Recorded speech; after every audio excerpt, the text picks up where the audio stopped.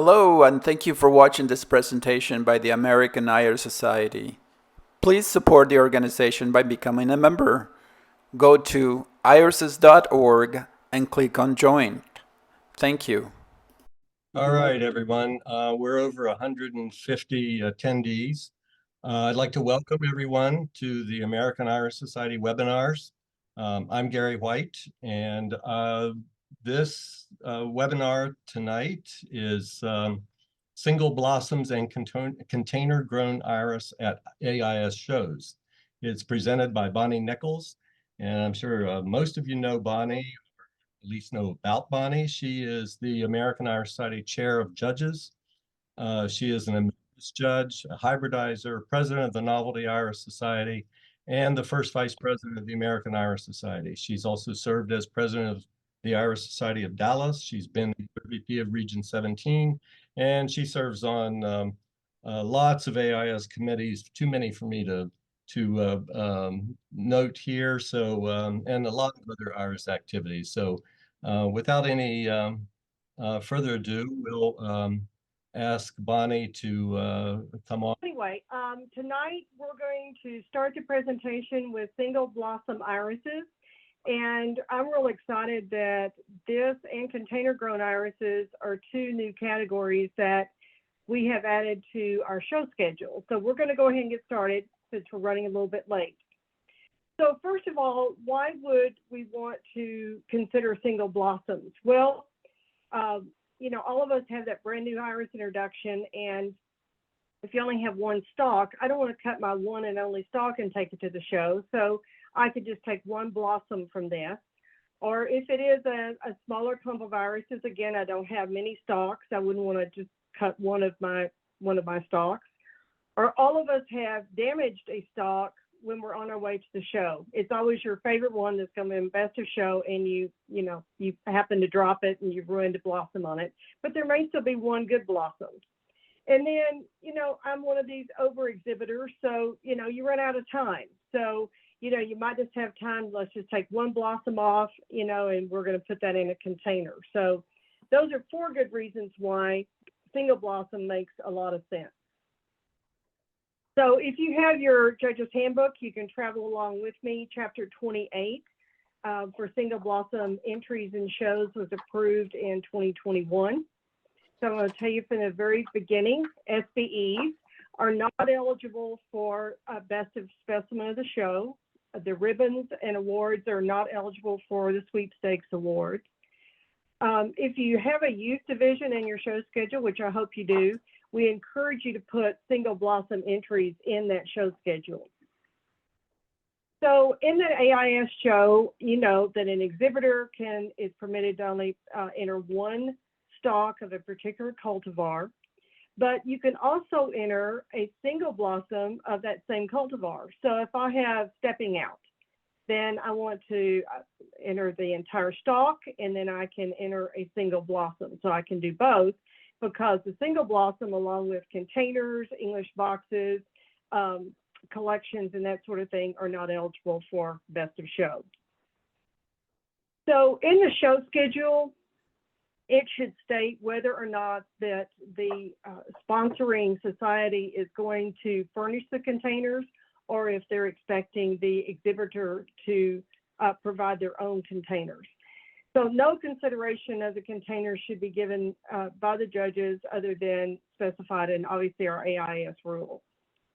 Now, one really, really important thing that we have to know is the container should be short enough that the falls do not rest on the lip of the container, but it's deep enough to display the flower in its perianth. So we're going to show you some pictures of that in a minute. So the single blossom entry is a place to display a single flower without a stalk, without foliage, without other buds, that one blossom. So again, that entire emphasis, again, on that single blossom. And once again, I know I'm repeating myself, but remember, they're not eligible for best of show, and they're not eligible with the awards and ribbons for one of the sweepstakes awards. So let's look at the scale of points. First of all, the overall beauty is 40 points. So what is overall beauty? It's the color, the size, form, and the substance working harmoniously together to support and promote the beauty of that flower. So the first one bullet point I'll point out, the color. The color attracts us. We know that, whether it's in the garden or on the show bench. So we want that to be very pleasing. The size should be appropriate for the variety. So remember that the size can vary depending on our soil, rain conditions, other things that are going on in our region. But the flower form should always be balanced and pleasing to the eye. Now, the petals should have good substance. And we just talked about, you know, we've had a lot of rain or we've had wind, storms. Some of us have already experienced hail. So we want those petals to have good substance so it would be able to hold up under normal, ordinary weather conditions. The cultural perfection is 30 points. So what is cultural perfection? It addresses how well that the flower has been grown. How well did the exhibitor grow that flower that they're placing into that show? So again, its color, size, form, and substance of the specimen should be compared to the variety's typical flower performance. And those that have been judges for a number of years, typical for the flower performance, we've heard this many, many times. So recently introduced cultivars usually have limited distribution because there's just not a lot of them out there in commerce yet, which would make it difficult to compare the specimen with what a variety's typical flower would be. So if it happens to be a 2023 introduction or something like that, there wouldn't be that many on the market. So finally, condition and grooming. That's 30 points. It's a lot of points, guys. And that's the skill of the exhibitor. How well did I grow that flower, but how well did I get it to the show, and how well did I groom it? So the specimen should reflect visible improvement of the flower, resulting in my grooming, the exhibitor's grooming. And obviously we know we want that blossom to be clean. We want it to not have insect infestations, and we want to position that blossom so it's putting its very best face first for that judge. So we all know what trickery is. We've unfortunately probably seen it in shows from time to time, but if caught, the penalty is that entry is disqualified, as it well should be. So if somebody's trying to tape a blossom on, or not a blossom, but a fall or something like that on, or they're trying to staple it or whatever, then that's just not going to work and they'd be disqualified. So that makes up our 100 points. So I want to show you this. This was not at a show, it's a private exhibit, but how pretty it is. They've included some bases that looks like it has pink, green, and maybe blue or purple, maybe gravel in the bottom, you know, to kind of weights that vase down. Plus, it makes for a beautiful appearance. So you can see how the colors look so pretty together in this exhibit. Now, this is an example of a blossom that is not fully opened, but I took this picture because I wanted to focus on the top of the container. And you can see I've got one of the clear plastic vials at the top, and then that blossom fits very, very nicely into that container. Now, I don't support any particular containers. I just have these examples to show you. But this one in particular, it's a little bit heavier, it's clear glass, and the plastic tube fits very nicely in the top of it. You don't have to use a plastic tube, but again, it just helps position that blossom. And then because it's heavier glass and you've got water in it, then hopefully it's not going to topple over on the exhibit table, which we've all seen unfortunate accidents like that before. These happen to be the dimensions of that vase, 4 inches tall, 3.5 inches wide, and then I've given you the dimensions for the top of the container. Something else that I found very helpful is container clay, or the sticky clay, florist clay, and you can buy it in great big rolls and you can reuse it. So you just pull a little bit off and it is like sticky clay. And I wrap that around the base of that blossom and it helps it fit nicely into your container. These are examples of, these are plastic tubes, floral tubes that you can get. And if you notice, they all have a cap on it with a small hole in it. So if your iris stalk or your stem is not very large, then that has little slits in the top, and you could easily put that blossom down into that tube and then put that in your container. These just happen to be 7 centimeters, which is roughly 2 3/4 inches, but obviously they make them shorter or taller. And for a box of 50, I think they're maybe $15 or something typically. So I wanted to mention this to you. Try something new. Just try something different. And I thought, well, you know, besides clear glass or plastic containers, maybe colored glass. And we saw that example of just putting colored marble or some sort of beads in the bottom, how that made it look very pretty. But also I thought about maybe some antique bottles would be nice. And I'll show you some examples. I collect little small vintage pitchers.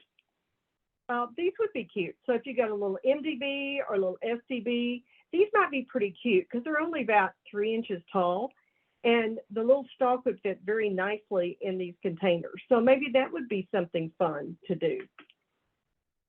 Check out your thrift stores, Goodwill stores and so forth, or dollar stores, you know, to see if they have an assortment of bottles that would be suitable for single blossom. And then finally, this was my grandmother's. We know these are old snuff containers, but they might be pretty bottles. And then again, you could put your tube there. You could wrap the tape around it to hold it nicely. That might be a good example of maybe a container you'd want to use. So at this point, I'll take some questions from anyone that might have additional questions or concerns. Well, we've got, I think, one question in the chat. Dale asks, can the sticky clay be above the container top, or must it be below, like shimming in the stalks?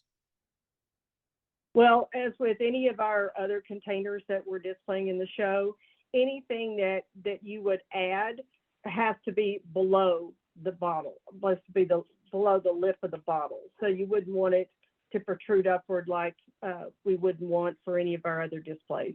That's a good question. Thank you, Dale. And then I think the other questions have been answered already by either Andy or Claire. Things about the handbook was revised last year to change the way single blossom entries is treated. That was mentioned. And let's see, I think the other thing was, will this be available on YouTube? And the answer to that is yes, and that will be up pretty quickly, within a week or so, probably. If there is more than one entry of the same variety, will it be just one blue, one red, etc.? Yes, it will be. That's a good question. And do we include the top of the stalk or just the part in the socket? Well, let me see if I can go back here, show a little picture of this. So this one, you can see you've got quite a bit of the stem, and this happens to be the bottom of this flower. So, you know, you wouldn't have to cut it off so short that it would be difficult and challenging to position that in your container. And this would give it more stability if it were a little bit longer. I hope that answered the question. Yeah, it looks like a little bit of the stalk. That looks reasonable. And Lois Rose asked, does the handbook actually say any place that any bracing material must be below the lip of the bottle? I don't believe it has that particularly in this chapter. I know most of our chapters have that. Okay. And then Carol Collins asking, can we split the single entry into bearded and beardless? I think that'd be wonderful. That would be terrific, you know, and I thought about even, you know, the different sections, maybe it's instead of maybe a medium class and a tall bearded. So, you know, I think that we could just take this no telling where. Yeah, the show chair or the committee can definitely split out any class or combine any two groups. And then Lorene says single blossom does count for sweepstakes awards. I believe that was updated in the last edition. Yeah, I think it's updated so it does not now. And then Anna Cad is asking, who supplies the containers, the exhibitors or show committee? The show schedule would specify whether the exhibitor needs to provide their own vases or if the society or sponsoring club is the one that's going to provide the containers. Yeah, I think that's similar to things like English boxes. It's up to the show committee how they are going to handle that, whether the show actually supplies them or whether you're expected to bring your own containers. And okay, I think this is referring back to a previous question that I think it was about the stock or and he says, I think that will satisfy the question in his club. Okay. That's all the questions I have. Okay. I just want to go back and revisit the part or the question about the tape and so forth. You know, you don't have to use that. It's just something that just gives it a little bit of extra space there so, you know, it won't topple over or just stabilize it in one position. But if you do use, for instance, a vase similar to this, that tube fits very nicely in here. And you can see this iris stalk that has a little hole in the top of it, and you can just push that through. So you really don't need anything else. So I just wanted to reinforce that, you know, you don't want stalks and you don't want extra foliage and you don't want foam and stuff like that hanging all around. You want it to look very nice, very neat. That green floral clay is just, it's not real thick. But anyway, you don't have to use that, but that would just be an extra suggestion, particularly if, like this container, you know, this might be a little wide here, so you might have to put something in it. And then even wider, you would have to have something to position, or just get a bigger glass tube or a plastic tube or something. Floral tube would work. Those are all great questions. And you know, these are new chapters. So you know, how do we make suggestions? We have a process for that. So you know, we're building on these processes. So we take your questions seriously, and all of them are taken great care under consideration. So anyway, let's go ahead and get started on container grown irises. Bonnie, before Gary, did you have something? One other question came in while you were talking there. And this is a more general question about, I think, about the new version of the Judges Handbook. Is the insect infestation updated in the new version? A single aphid or bug, okay. Infestation, a no-no? I think if it's an entire colony, maybe, you know, a small city of insects, that's not what we're, you know, that's obviously going to count points off. If it's one aphid that probably came off of Gary's entry that flew over to my entry, you know, we're not going to be very concerned about that. It's one and done. Now, again, like if it's a big spider colony or something like that, that's a whole different situation. So, but that was a very good question. And then another question, can we use frogs or a needle point on the bottom to hold the flower? I've never seen one, I guess, small enough that would go into some of these containers, but I guess you could. I don't know why you couldn't. Yeah.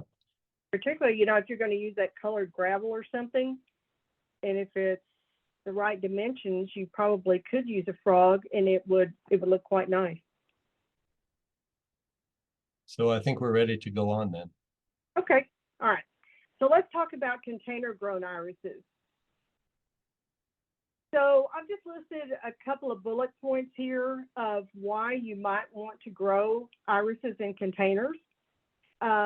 Particularly people maybe either in one of the northern states or something, maybe they've got a greenhouse that they could take them into the greenhouse, go ahead and they would maybe possibly bloom earlier. If it's a small iris, maybe an MDB or an SDB or something, then you could bloom that plant and, have it on a table or something like that, which would look very, very nice. And then I know some of our local growers, they'd be glad to have them in containers, maybe to get them up on a table or something, so the rabbits wouldn't dig in them and eat them, and the squirrels wouldn't bury pecans and so forth. So anyway, there's any number of reasons why container grown irises are gaining popularity. So a well-grown clump of irises growing and blooming in a pot can make a much better display many times than just one stalk in a bottle. So we're going to see some pictures of that. So chapter 26 is container grown irises. Again, if you want to hum along with that. Container grown irises are not eligible for best specimen of the show, and their ribbons, again, do not count for the sweepstakes awards, just like the single blossoms. We encourage you, if you have a youth division in your show schedule, that you also include container grown irises in that.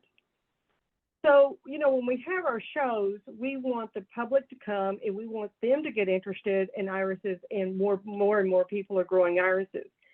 And I think this is a great way to do this. So if you've got container grown irises, they're blooming beautifully, they look very nice, they're a nice container. We would encourage the public, if they don't have a lot of land or they don't have a big property, that if they just have a patio or a small area, they could grow them in containers and they could look very nice. And I think this would encourage the public to grow more irises. So we all know exhibition judging evaluates the specimen it is shown at the moment the judge sees it, not what it looked like last week or what it might look like in a couple of days.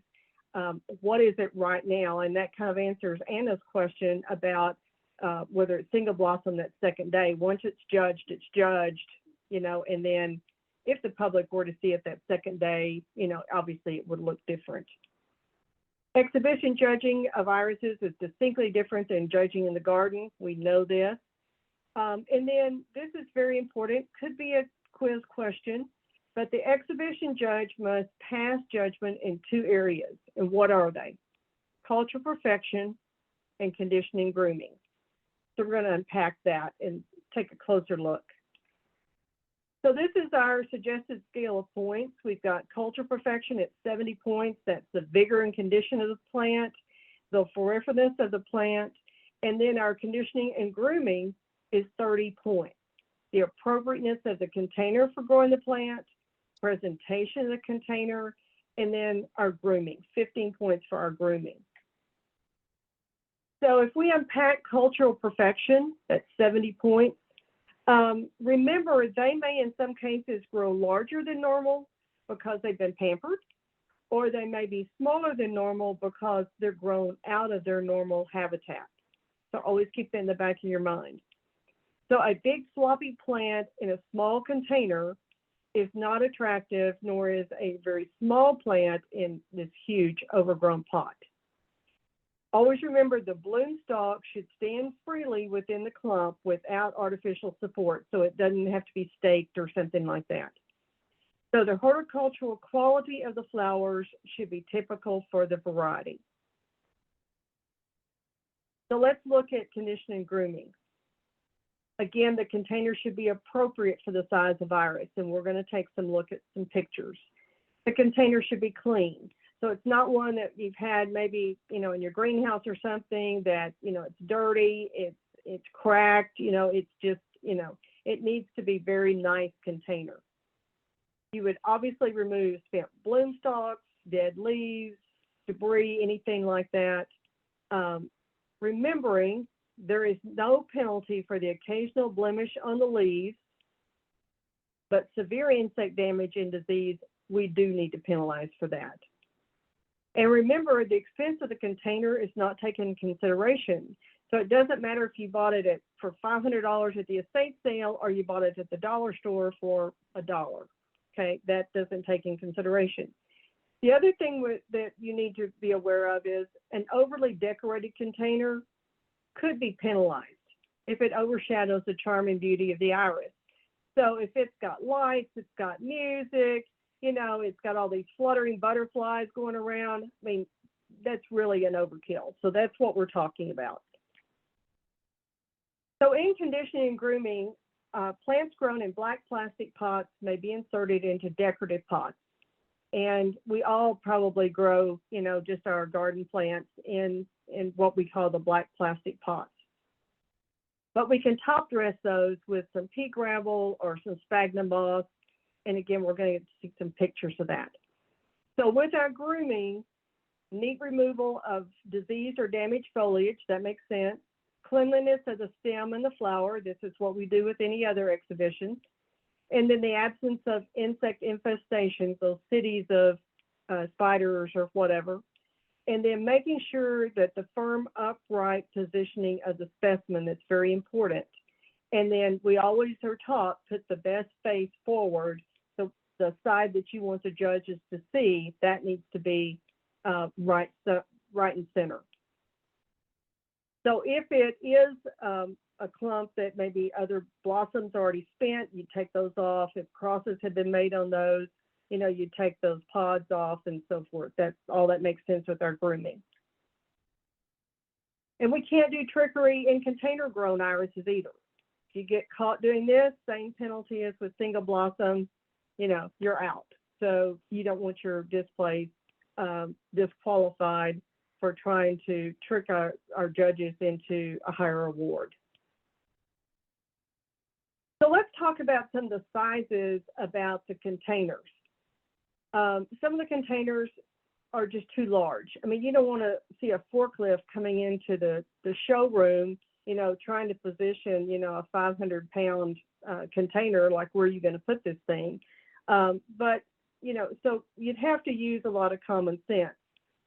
Smaller containers can be placed on tables or they can be placed on pedestals, and they look very, very nice. So this was a photo that I found that Bob Priest had taken. I thought this is probably a great example. The container looks nice, it's clean, it's got a well-spaced iris, several different plants in there. They're all growing very nicely. Again, I was very impressed when I saw this. This is a container of, there are black plastic pots we've been talking about. It's top dressed just with some mulch in the garden. But we would want to remove those dead leaves at the base and either top dress that with some sphagnum moss or, again, pea gravel when we put that into our container for the show. Now, this iris here, the stalk on the left, very straight, beautiful, great blossom. I believe it's in the same pot. On the right-hand side, you can see a small stake there. You can see an iris stalk that is kind of taped to it. So, you know, if you'd have to make the decision that I should probably remove that stalk, but points would be taken off if, you know, you do have to stake one of the stalks that's part of your presentation. This is a wonderful stalk, well branched, foliage is clean, clean at the base, so you wouldn't have to do very much grooming at all to this. Again, slip this into a container and then top dress it. This is an example of just probably a clay pot with the pea gravel. All the irises are growing very nicely. It's been trimmed. You can tell again, it's pretty well groomed, just like it is. I thought these little guys were really cute. So, you know, we've got, I think this may be a plastic clay looking pot, but looks very nice. All these little irises are very nicely presented. And again, probably very little grooming you would have to do on this. This is an example of a container with sphagnum moss. This is a little dwarf iris, and again, looks very, very nice in the container and well proportioned, which I thought was obviously a plus. Now, I've got a couple examples of some large containers. I don't know how much this weighs, but chances are it's more than I could lift into the car without breaking my car down, or I couldn't probably get it into the show. It's just too large. It's absolutely beautiful clump, grown very, very nicely, but again, it's just way too large probably to bring to the show. And this is an example of, again, very pretty presentation. Iris is growing in water. Can you only imagine trying to get this large container with water into the show without dumping it and making a huge mess? So while it's very pretty, it's something that we would enjoy in the garden. So I'll show you some examples of, again, some irises grown in black plastic pots, but you've got two blossoms open here, very nice, Japanese iris. Again, another Japanese specimen, very nice, very clean. These are grown probably in 2 or 3 gallon pots, but it still would be easy to just slip those in a container. This is a very nice clump. You'll notice at the base, we would remove all the dead foliage off there, off the base. We would do maybe some cleaning of the stalk. We would make sure that there's no insects and so forth. And again, just slip that into a container. Beautiful, that blue-green foliage, very clean. You can see disease-free, looks great, and would be a good presentation. Now you get into some of the larger containers. This is probably maybe even a 5-gallon container.